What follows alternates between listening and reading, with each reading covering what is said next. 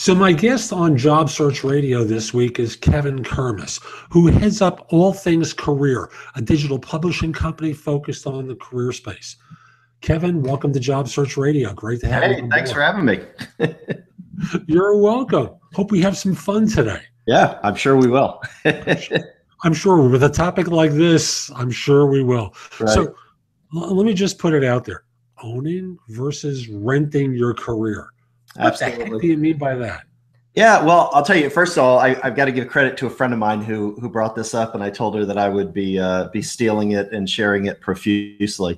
But really what it comes down to is the difference between controlling and controlling your outcomes from a career standpoint, taking a more active role in it versus kind of relinquishing and giving up that control and being dictated by conditions around you in the workplace. So as an employee of a firm, you put yourself in the position as a participant in your career, abdicating all decision-making to big mommy and big daddy employer. Right. I think it's a mindset. I always think back to something that we said in the infantry when I was in the military, and that is, as a leader, you're responsible for everything that happens or fails to happen. And that is a fundamental mistake that I think a lot of us can make, regardless of who we are employed by, whether you are self-employed like I am, and I am responsible to those individuals who make an investment in themselves to work with me, or going back several years when I had an employer who was signing my checks, I was responsible for specific outcomes for them.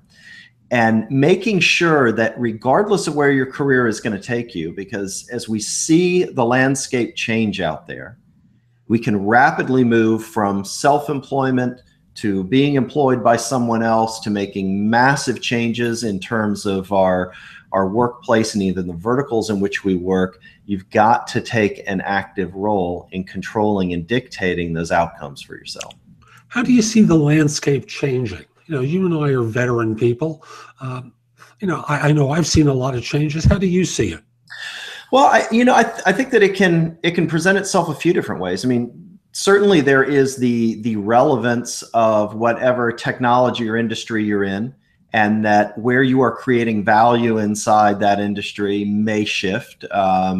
You may become more important and may work your way up to where you're generating more revenue for yourself. It may become redundant. It may become, as we look at more and more outsourcing, offshoring, automation of roles, it could be that your role is simply no longer required. The thing that I focus more on is that when you look at, I think it's upwards, well, not I think, I know, last year Gallup did a survey and upwards of 80% of employees are actively disengaged.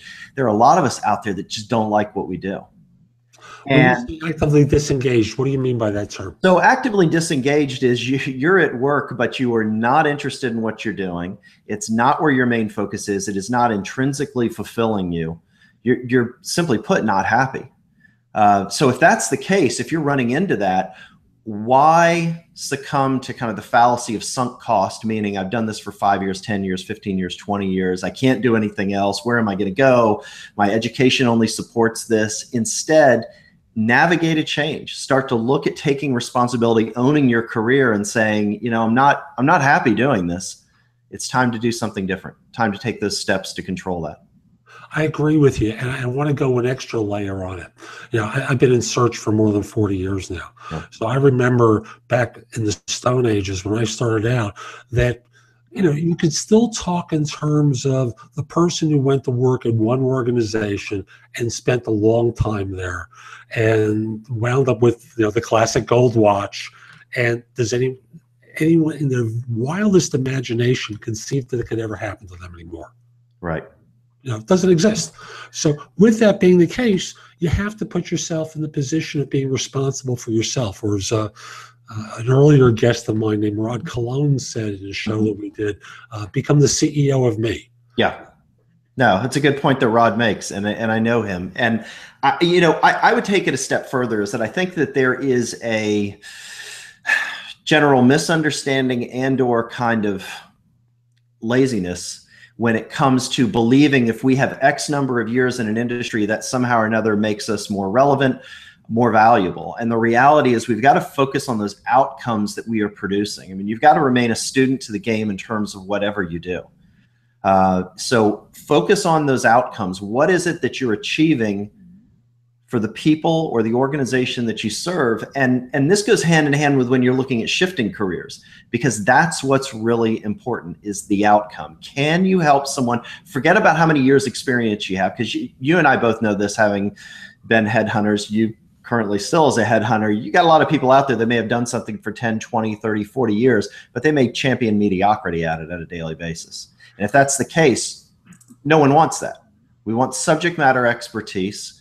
We want people who are basically precision instruments in terms of solving specific problems. And that's where you focus. And that too is where pivoting from one industry to another, or pivoting from one interest to another, if you decide it's time for a change in terms of owning your career, becomes a little bit easier. And I think about that pivot. By the way, folks, in case you're just listening to this as the podcast, I gave Kevin a huge thumbs up at one point because I agreed wholeheartedly with what he was saying. To begin the pivot, for most people who are kind of may have become mechanical in what they do. They do their job, they do it well. They've stopped really thinking about change, and as a result, it's hard for them to think about doing something different, except to grumble about this isn't good. Yeah. So where do you think people can begin that self-evaluation for change? Well, I mean, gosh, you can start in a few places, and I'm an enormous advocate of do what you love, and I'm not going to give anybody the trite pablum of follow your passion, because I think that's terrible advice. You can be happy in terms of doing what you love if your work is supporting something outside of work. There are those of us who live to work and then work to live, and then there can be a balance somewhere in between. Where I tell most people to start, and there aren't a lot of folks out there that start in this place, is what does your life look like when you've got the ideal job? And I'm not talking about what does that employer look like. I mean, holistically, what does the entire package look like? Because the job has to support everything else. This is where you run into so many people who have endlessly and tirelessly worked their way up the ladder, and they get to what they think is going to be the pinnacle in terms of compensation and role and responsibility, and they're freaking miserable. It reminds me of the Jack Nicholson line from a movie he did with Helen Hunt. Is this all there is? Right. This is it. And I'm sure you run into a lot of people who are saying that. I've got countless friends who are in the top 1% of what they do, and they're miserable. They're miserable because they're sitting there saying, is this it? And they've sacrificed a lot of things along the way in order to achieve that.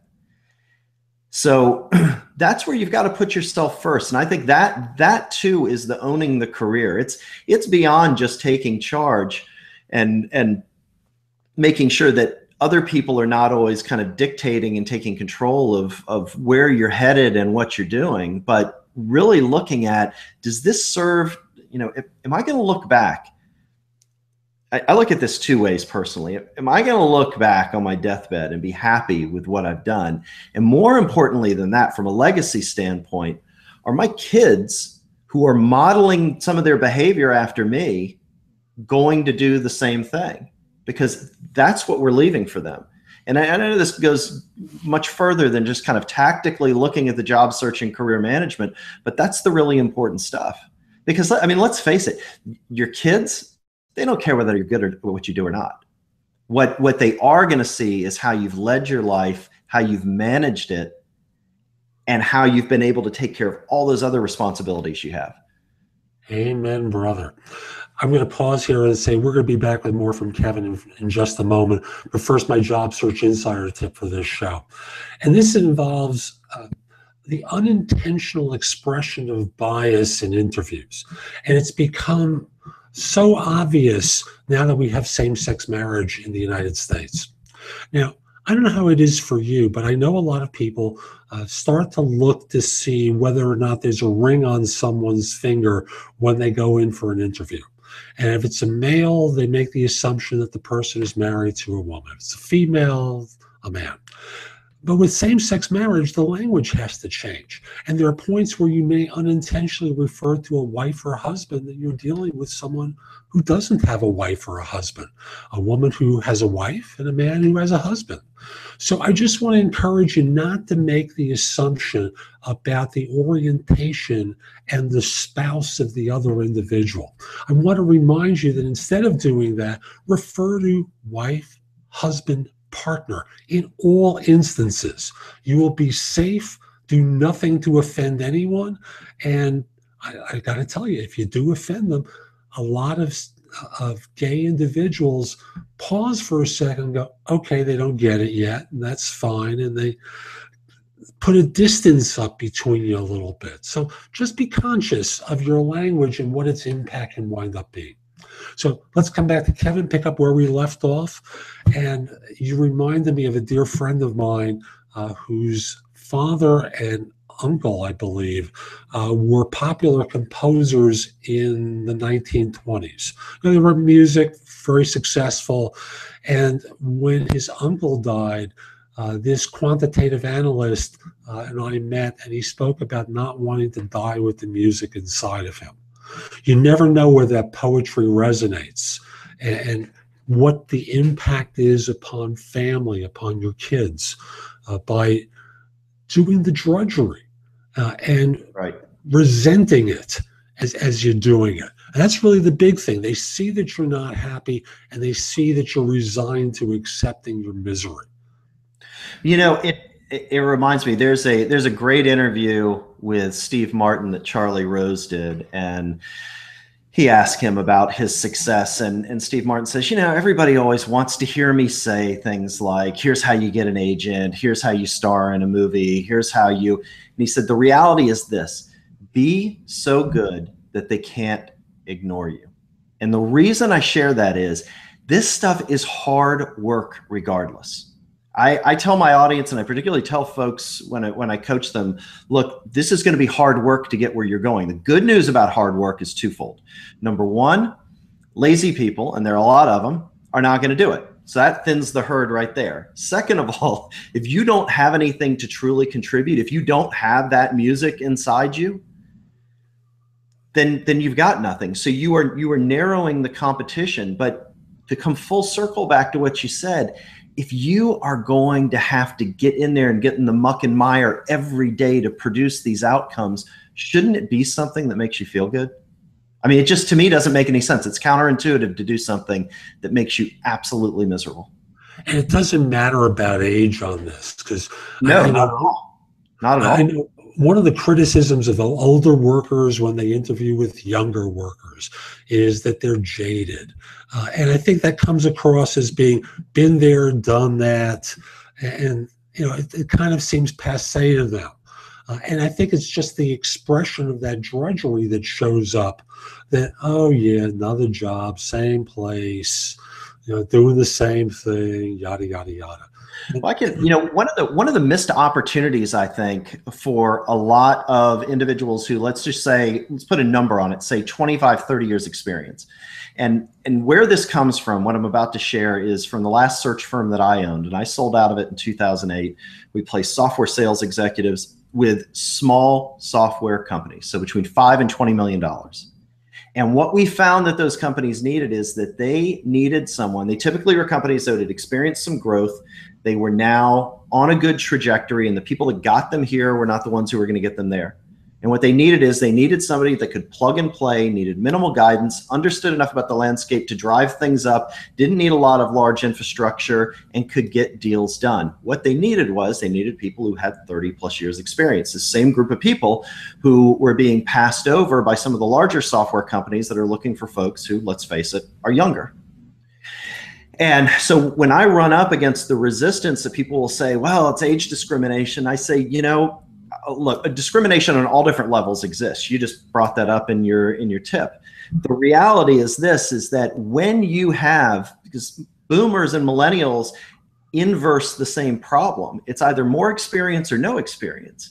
When you have more experience, you've got to fine tune your message. You've got to decide, out of a body of work of 30 years, Where am I going to put my weight to bear for one, two, no more than three significant problems? And that's what my message is centered around.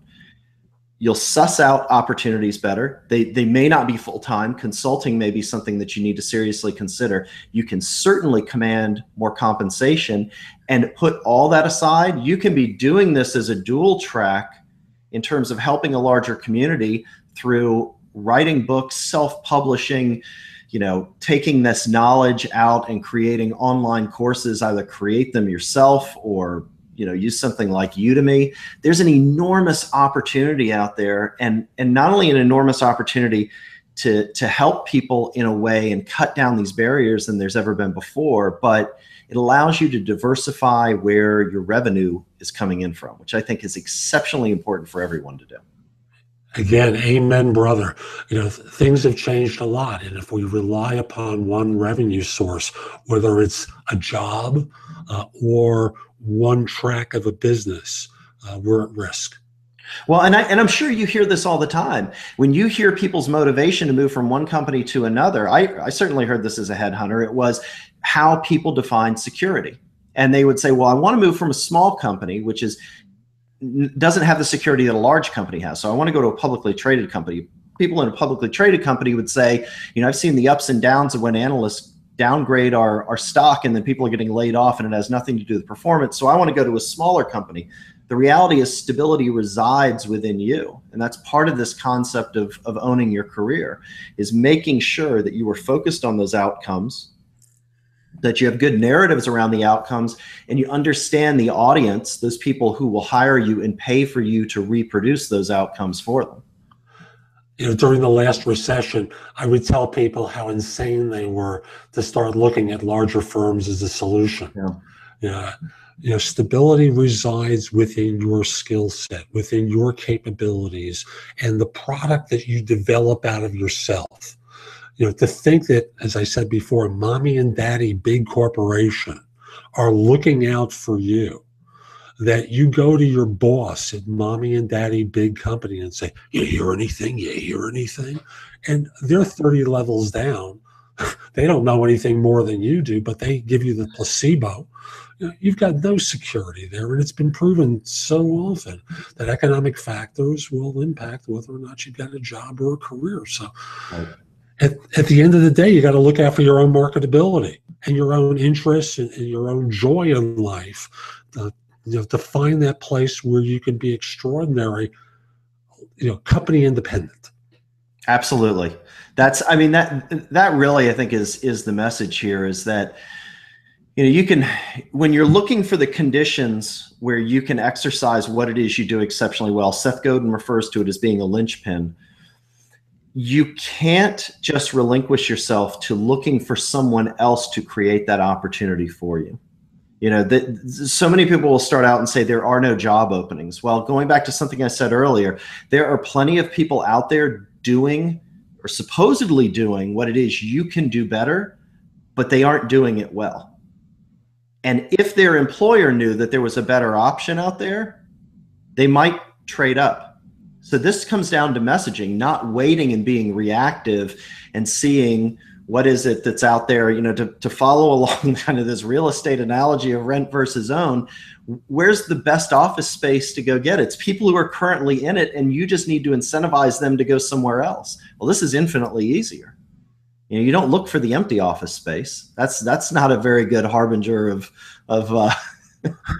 location, right? It's just not. You're looking for that space that you want to get into and somebody else wants to upgrade into something else. Do you stay on the beaten path or do you go off the beaten path? Again, using the real estate analogy. I don't know that there's a distinction or a difference between the two. I think it's a matter of consistently getting your message out there and doing that regardless of whether you are looking for a job or not looking for a job. Again, this as a headhunter, the best talent out there is always listening to the things that you have to share and you have to say in large part because they want to maintain a relationship with you. And they know if they stay on your radar, they're never going to have to pick up the phone and call you. The same goes with your message of constantly being able to share value, to learn what other people are doing, so you know where you are on the curve, but that other people know out there what your message is, what you're great at, and they'll help share it as well. So you spoke about message and constantly being out there. So I first want you to define message. And I think the way you've set it up until this point is really, to simplify it, know who you are, know what you're best at, know what you love doing. Yeah, I always start out with this exercise, which is kind of a 30,000-foot view on what you do. It's exceptionally important as an individual to be able to share it, but also to empower the people around you with a nice, clean, concise message that they can share, that they truly understand. Because how many people do you know that you kind of tangentially get what it is that they do, but you don't completely understand what they do? And that comes back to the individual. So it goes like this. It's what I call the XYZ technique. I help X. X is the audience. Do or understand why. Why is that problem that you solve, so that Z. Z is the outcome you want them to help them achieve. So X is identifying who that group of people is that you help. Who are and this is typically the individuals you're going to work for. And where I go in on this is less, I help controllers, I help project managers, I help sales managers. Then think about the problems that they have. So we'll back up. The individual themselves, what type of company are they working in? Niching this down as much as possible, so that when you say, I help X, this group, this audience, do or understand why that problem is the thing that is keeping them up at night. It's that thing that's standing between them and a promotion, them and a raise, them and possibly keeping their job. And so that Z's that outcome they're seeking. What does the world look like when this problem is solved? Amazing. I facilitated men's retreats around the country for many years, and there's a model for creating a personal mission that involves vision plus action equals mission. Yeah. So, that's what you just laid out so succinctly there. It's beautiful. Glad you liked it. But it is really the place for you to discover where things are congruent for you. What really will allow you to heal some of the stuff that bothers you and be of service to others. Because after all, you don't want to be doing pointless work. You want to be doing purposeful things. And folks, in the next few weeks, I'm going to be doing more shows about purpose and really connecting with the things that have meaning to you as part of your job search and part of your career planning. So keep an eye out for those shows. I've got some nice guests lined up. But back to Kevin. So we've got owning versus renting. And what about the fearful renter who's afraid to put the down payment down of time and effort to be able to own? There's I don't know if it's a Buddhist saying or where it comes from. The obstacle is the path. And you can physiologically get into and psychologically get into understanding why it is that we resist change. The amygdala firing up, which is our lizard brain going back to when we came out of the primordial soup, fight or flight, versus your prefrontal cortex, which actually gets really fired up when we do new things. And those two things being at odds. So what I say is when you find yourself in that situation where fear is kicking in, it's an opportunity to sit back and reflect and understand why, and not just say, whoa, I can't do that because. Take a minute and look, this is a process, guys. I mean, like it can take a while to figure this out. Take a look at what is that thing that's standing between you and where you want to go, because that is the thing that therein lies the path. That's what you've got to work over. You've got to work around. Sometimes it's the opportunity itself to get where it is that you're headed. You're a parent, right? I am. One of the biggest jobs as a parent is helping your child overcome their fears. Absolutely. And it's our time to parent ourselves or to get support and be parented in order to break through the self-imposed limitations that are based on some place in our history that we don't probably remember. But we've got to break through, because otherwise we're in a box. Who wants to live in a box? Right. Well, you'll hear performers say this all the time about getting up on stage and feeling exceptionally anxious, being terrified, and then they start and they get into it and they're good to go. And it's a constant reminder that the way that you mitigate fear is by not getting rid of it, but consciously deciding that it's not going to stand between you and that outcome you want to achieve, which means you have to be able to identify when it rears its head. You've got to know what that feels like, and you've got to pay close attention to it. So true. You also spoke about something, and I ran past it a little bit, that translates into personal branding. And we did a show about that more than a year ago that folks you can find in the archives. But if you were talking with this individual about branding themselves, I know you gave the mission statement summary, but if someone wanted to concretize it or concretize it, that may be the correct pronunciation, how would they begin that process of figuring out how to build, how to identify their brand before they go out and try building it?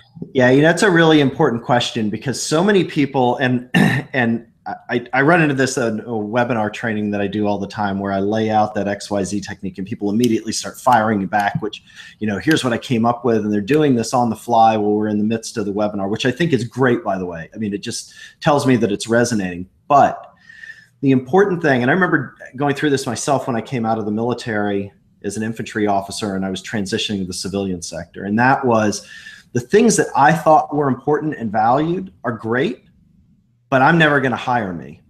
So the best place for anyone to start is to go back and talk to people you've worked for, you've worked with, clients you've interacted with, and ask these questions. And I'll get down to the nitty gritty. I would use something like Skype, and I would download a Skype recorder and I'd record these calls, because you've got to do a tremendous amount of listening and asking questions like, what is it that I did for you that you found exceptionally valuable? Why? Why? What was it about that was so great? What did that do for you? This, again, if you go back and think of that construct of this XYZ, is even if you're shifting industries like I was never going to find anything like I had in the infantry, in the civilian sector, at least nothing that was legal, right?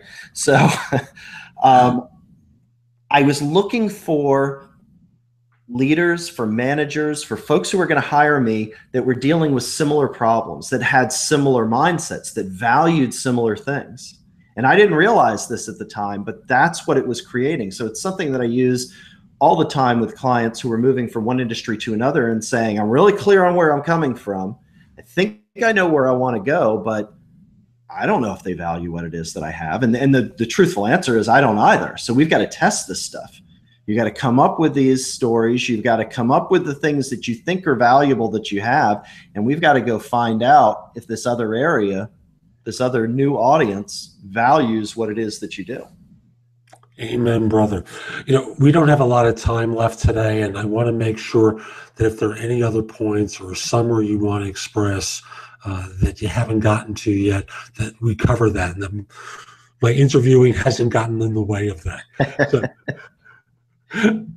the big thing that I would say, and this may sound a little trite, but you've got to take control of this. If you don't take control of it, somebody else will, because your day is being dictated to you daily.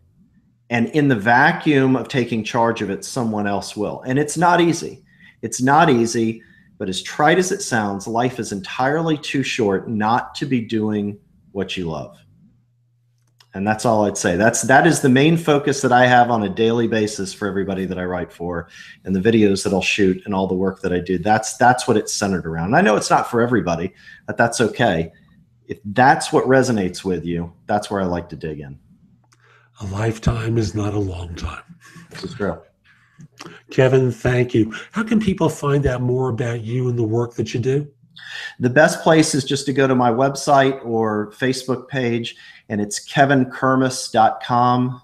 You can see it down below, KevinKermes.com. Super. Kevin, thanks for making time. I really appreciate it. Hey, Jeff, thanks so much for thinking of me and having me on again. I appreciate it.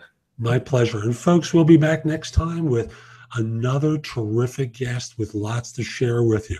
I'm Jeff Altman. Hope you found this helpful. I also want to encourage you to visit my site, which is thebiggamehunter.us.